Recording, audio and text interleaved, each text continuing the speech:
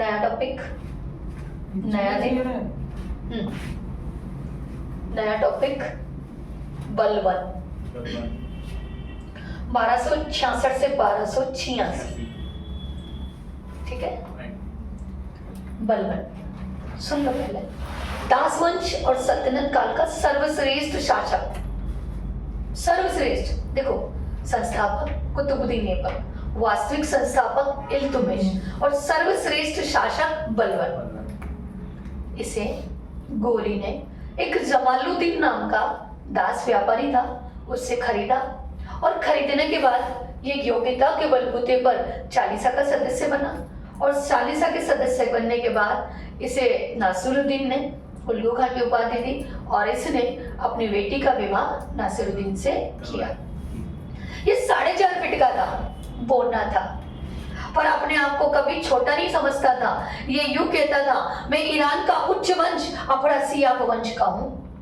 था तो क्या दास, पर बताता क्या था, मैं ईरान का उच्च वंश अफरासियाब वंश का था। इसने कुछ ईरानी परंपराओं को चलाया। वो ईरानी परंपराएं कौन सी थी? नवरोज,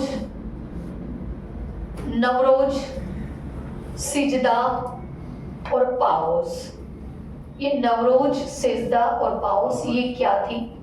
वर्ष के प्रारंभिक 9 दिनों तक फारसियों द्वारा जो त्योहार मनाया जाता है उसे नवरोज या नौरोज कहते हैं। सिजदा, घुटनों के बल चलकर सुल्तान के कदमों को छूना, वो सिजदा कहलाता है। पाउस, सुल्तान के चरणों में लेटकर उनके कदमों को चूमना, वो पाउस कहलाता है। बलवन ने शराब पर रोक लगाई, न्यायप्रिय शासक था, जुए खेलने पर रोक लगाई, दरबारियों को आदेश दिए, दरबारी कोई भी पुराने वस्त्र पहनकर दरबार में नहीं आएगा, एक दूसरे से कोई आपसी संबंध नहीं रखेगा, वैवाहिक संबंध नहीं रहेगा, हंसी मजाक और शौक व्यक्त करने पर इसने रोक लगा दी। इसकी न्यायप्रियता का एक उदाहरण है कि एक बार इसके यहाँ जो दरबारी था उसने शराब के नशे में अपने नौकर की हत्या कर दी और भरे दरबार में बलवन ने उसको कोड़े लगवाए। इसके दरबार की सजावट बारबक नामक अधिकारी करता था। इसने लखनऊ का प्रसिद्ध सूली कांड किया। वहां 9 वर्ष से लेकर 60 वर्ष की उम्र के सभी पुरुषों की हत्या करवा दी ताकि आगे आने वाले समय में कोई विद्रोही ना हो।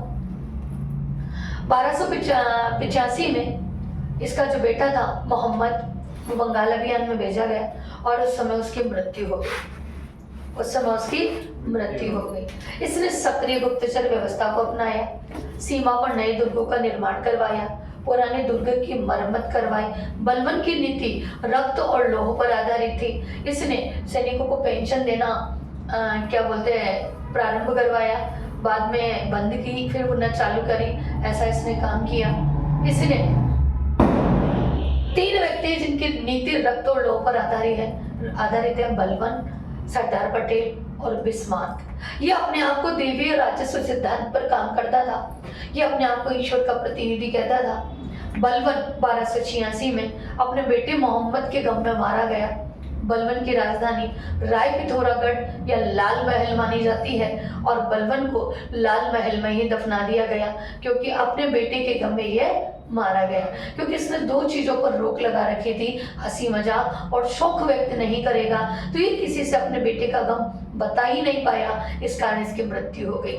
यह महल से सिर्फ युद्ध और शिकार के समय निकलता था और जब भी निकलता था हफ्शी बिना मयान के जो अंगरक्षक होते थे बिना मयान के तलवार लेकर आगे चलते थे और कहते थे बिस्मिल्लाह बिस्मिल्लाह बिस्मिल्लाह बिस्मिल्लाह बिस्मिल्लाह बिस्मिल्लाह। इसने लालगढ़ या राय पिथौरागढ़ दुर्ग का निर्माण भी करवाया था।